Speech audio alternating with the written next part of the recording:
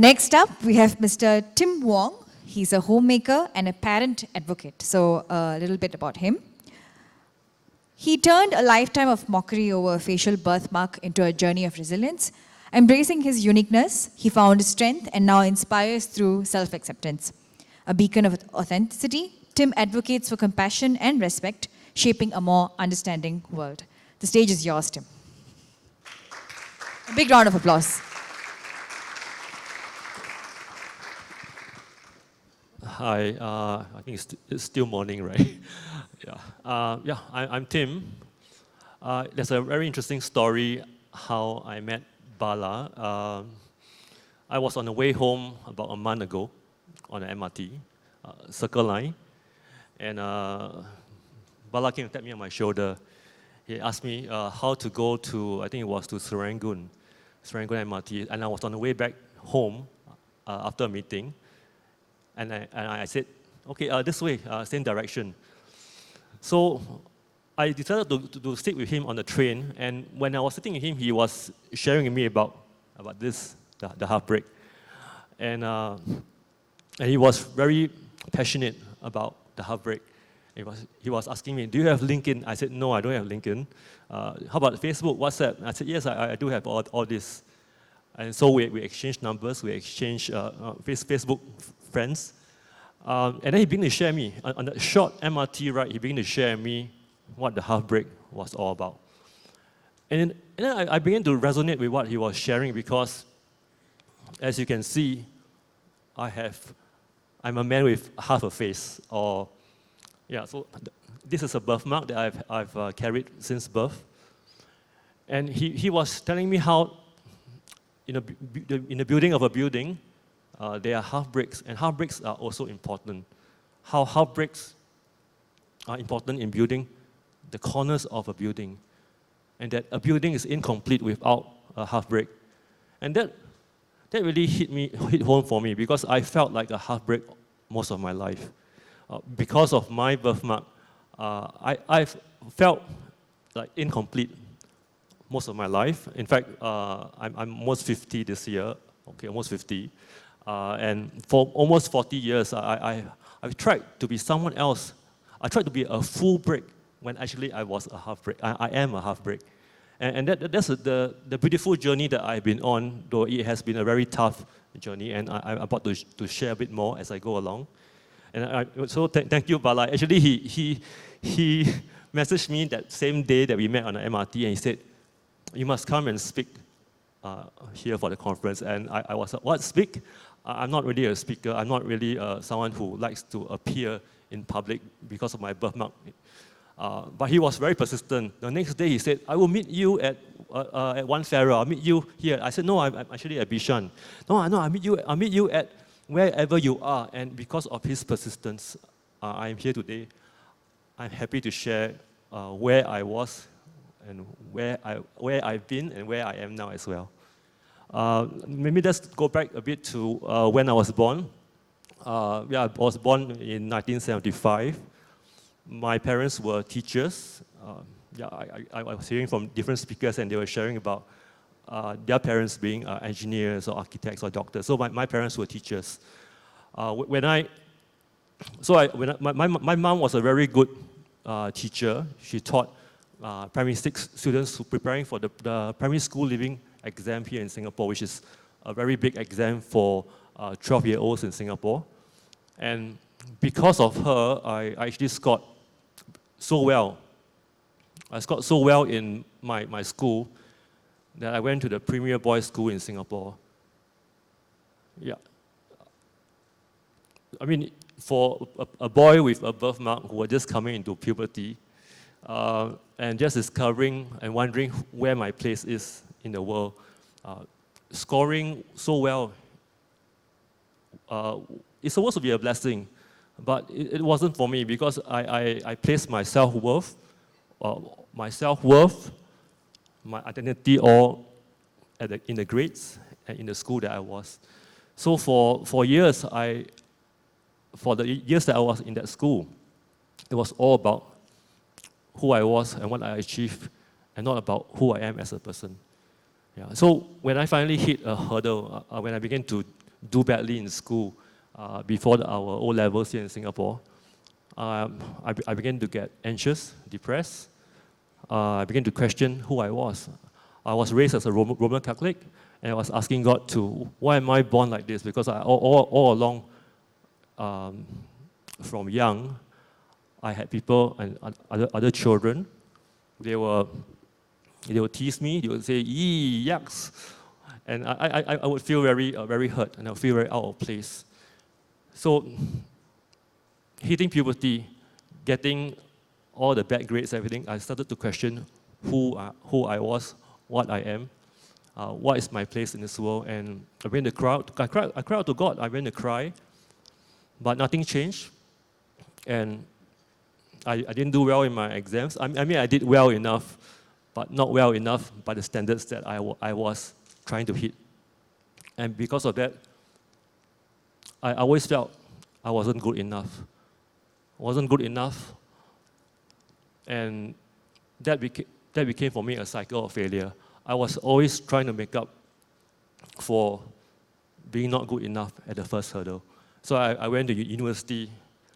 I left, I dropped out. I did a diploma, I dropped out. I had jobs, I didn't do so well, all because I had placed this high standard on myself. I was trying to be someone that I wasn't at all. It's interesting. I went to Australia to study Tasmania, and I actually went there to run away from Singapore. I mean, we all know Singapore is what it is today. It's a beautiful country, but I wanted to run away because it was in Singapore where I got so hurt, so out of place, trying to be someone that I wasn't. So when I went there, and then when I came back just before I came back without my degree, I went to a church, and this man at the church said to me, "Hey, your birthmark is the shape of Tasmania." And I was, what? I always look at my face, in the mirror every morning when I brush my teeth, and I realized that, hey, yeah, if I tilt my head a little bit, it's a bit like the island of Tasmania, which I was at for 4.5 years. Then I began to see that, hey, perhaps my life is not just what it was, just a blot on the paper, but there's some meaning to my life. Maybe God has got my life in some way. Yeah. So I came back, and I went through the same cycle of failure for a while, and I got married. And in the last 2 years, I came to the end of myself. I know because of COVID, because of all these things, I came to the end of myself as a man, as a father, as a husband. But it was there where I had this encounter. I had this encounter with, if you believe in God, with God, and He began to show me that, hey, you are not worthless. You are not someone who hasn't made it. You are good enough, and that you are well loved as a person. So I began to come out of it. I began to see myself differently. I began to see myself as a person worthy of something. My son has dyslexia. So in 2021, we found out he got dyslexia. Dyslexia means that he cannot read the words very well. And after he was diagnosed, we were in a parent support group, and a parent asked, "Is there a WhatsApp chat group that parents can chat about?" And I said, I would like to be part of that chat group as well, if anyone sets it up. But no one did. So after a while, what I did was, I said, okay, I will set it up. And I did. And today we have about 200 parents in that chat group. But what happened? What happened was that I found community. I found community for once in my life. Because I have run from community all my life. Because of my birthmark, because of all the insecurity, the lack of confidence, I ran away from family, from community all my life.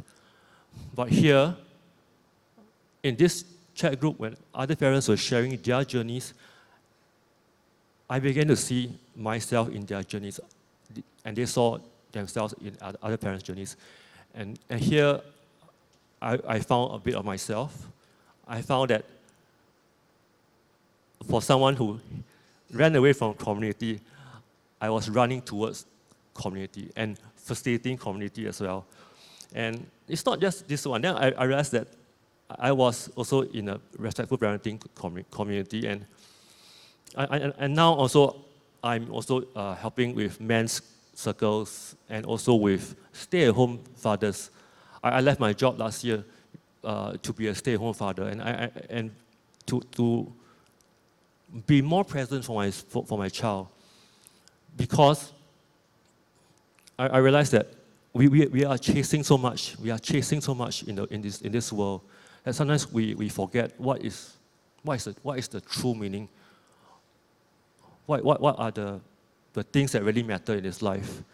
So for me, I had always chased. I chased for grades. I chased for success. I chased to be someone that I wasn't happy being. But because the whole world said, go after these things, I went after them, and I felt empty inside. So it took me about 40 years to find out what I'm good at. Last year, someone told me, hey, you have some gifts that you don't know, right? And I realized that, hey, I like to write. And I was writing and sharing my journey. And last year, someone asked me, would you like to share your story on the Christian news media on that platform? And I said, no. I'm all my life I have had people looking at me and giving me funny looks and stuff. Why would I want my face to be on a news article sharing about my journey, bringing up all the painful stuff? So I prayed, but as I prayed, I felt that, hey, it's not about me. It's about my journey. There's something in my journey that maybe can speak to someone else. Because that same year, I also felt that as I began to embrace who I am, I felt that why not start a birthmark support group for people with birthmarks in Singapore. But I didn't know where to start, so I just prayed. And interestingly, about 10 years ago, in Singapore here, I was on the way to work at the bus stop, and this lady came up to me with a child. A child about 3 or 4 years old, and she said to me, "Can I ask you something about your birthmark?" And then I saw a child. He has a similar birthmark to mine on his face, and she said, "I am helpless. I don't know what to do because no one else I know has a child with a birthmark like this." So I was happy to tell her, I said, I'm happy to meet with you, to share with you my experiences, my journey. So I met with her and her husband. We kept in touch for a while. When I got married, I texted her. When my son was born, I gave her a text. But we lost contact for a while. That was until last year. Last year when I felt that I should start a birthmark group, a birthmark support group. We were going to have dinner. My family was going to have dinner at a coffee shop that we don't go to at all. There's this coffee shop in Ang Mo Kio. I live in Ang Mo Kio. There are many coffee shops. And there's one coffee shop that we don't go to. But my wife said, hey, there's this fish porridge there that's quite nice. Let's go there. So for that one time, we went there. And that one time that we went there, we met this same family about 10 years down the road. The same family, the same mother and her child and her husband that I met at the bus stop. And then they told me, we never come to this coffee shop, and we live in Ang Mo Kio too. And then I said, wow, let's meet up again. And I met up with them, the husband and wife, over coffee. And then they shared with me this. They said, you know, each time you texted us when you got married, when you got a son, it gave us so much hope. And the wife was shedding tears. Said, you gave us hope when we had no hope. You gave us encouragement when we had no encouragement. And I was crying too, because I didn't know that just by sharing where I was in my journey, that they will be encouraged. And I was crying with them. We were just sitting in this cafe in Ang Mo Kio Hub. We were just sitting in this cafe, and they were crying, we were crying. And I knew that just for this one family, if all the pain and suffering that I had gone through in my life was worth it, because one family and their son was encouraged.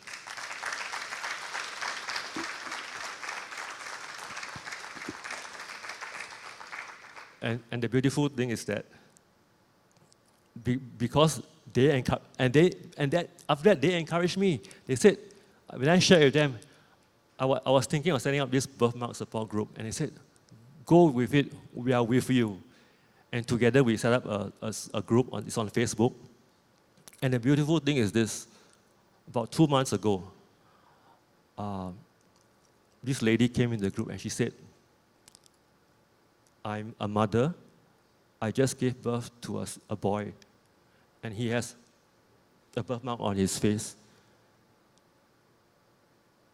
And this lady, Sally and Chai, the original couple that I met with, she became the encourager to this new mother who came into the group.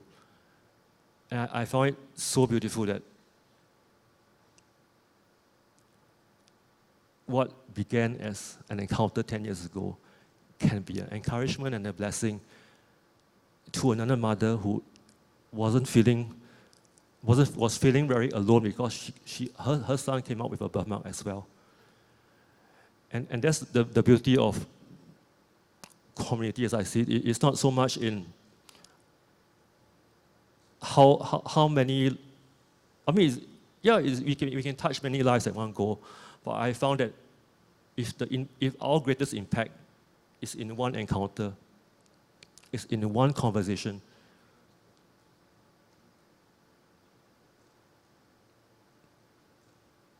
then that is really all it takes, right? So if you have one conversation today, one encounter, is all that matters to any life. And I'm thankful today. I'm here, testament that I can speak today, birthmark and all, warts and all, because firstly I've had an encounter with God, knowing how worth I am as a heartbreak.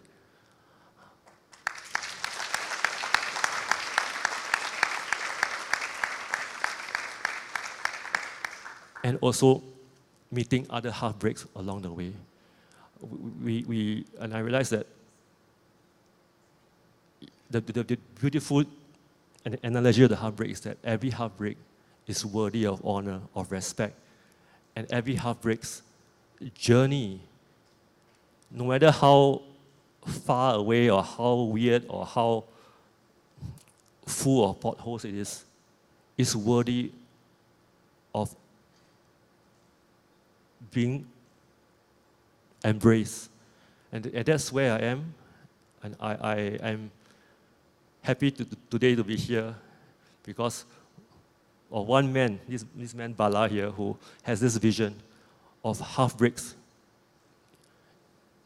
in a world full of bricks. Yeah, and I just hope that today, whoever is listening to this, whether it is live or on YouTube, if it goes on YouTube, that wherever you are, you might feel that you're not good enough, not worthy enough. You don't have the grades or don't have the degrees. That doesn't matter. you are worthy enough. You are good enough because you are worthy of that value. You have value, we have value, we all have value in this world. Yeah, and and finding the tribe, finding the community that values us is key. So I'm actually in a few communities and I find my value, and I would encourage everyone, find out where your gifts are. Your value comes with gifts. Your value comes with your strengths and your giftings. Find out what they are and find the tribe. And the tribe is waiting for you. And you can be all you can be. Break, full break, half break, quarter break, any break. You know, we are all building this beautiful world together. Okay, thank you.